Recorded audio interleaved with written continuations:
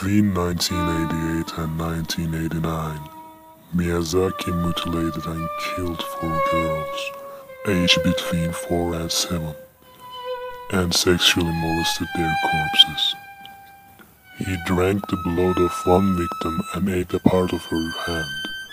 These crimes, which prior to Miyazaki's apprehension and trial were named Little Girl Murders, and later known as the Tokyo Saitama serial kidnapping murders of little girls.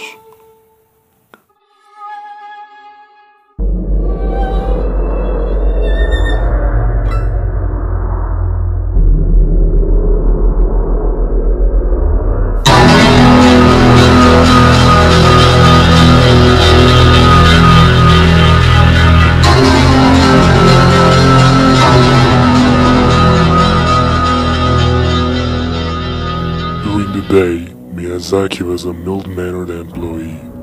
Outside of work, he randomly selected children to kill. He terrorized the families of his victims, sending them letters recalling in graphic detail what he had done to their children. To the family of victim Erika Namba, Miyazaki sent a morbid postcard assembled using words cut out of magazines. Erika, cold, cough, throat, rest, death.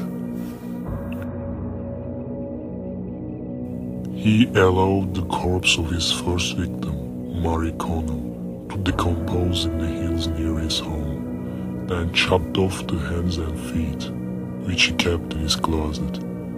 They were recovered upon his arrest. He charred her remaining bones in his furnace, ground them into powder, and sent them to her family in a box, along with several of her teeth, photos of her clothes, and a postcard reading, "Mari, cremated, bones, investigate, probe." Police found out that the families of the victims had something else in common. All were bothered by silent nuisance phone calls. If they did not pick up the phone, it would sometimes ring for 20 minutes.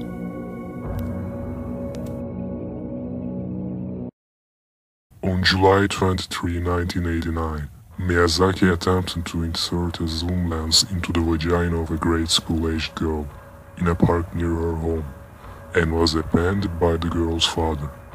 After fleeing naked on foot, Miyazaki eventually returned to the park to retrieve his Toyota car, whereupon he was arrested by police, who had responded to a call by the grandfather.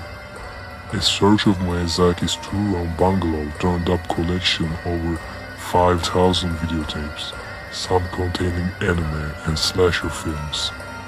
Interspersed among them was a video footage of pictures of his victims.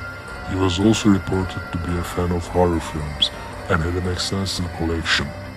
Miyazaki, who retained the perpetually calm and collected demeanor during his trial, appeared indifferent to his capture. Miyazaki's father refused to pay for his son's legal defense and eventually committed suicide in 1994. The trial began on March 30, 1990. Often talking nonsensically, he blamed his atrocities on a rat man, an alter ego who Miyazaki claimed forced him to kill. He spent a great deal of the trial driving Ratman in cartoon form. However, the Tokyo District Court judged him still aware of the gravity of consequences of his crimes and therefore accountable. He was sentenced to death on April 14, 1997. He described his serial murders as an act of benevolence and never apologized. The Ministry of Justice had no comment.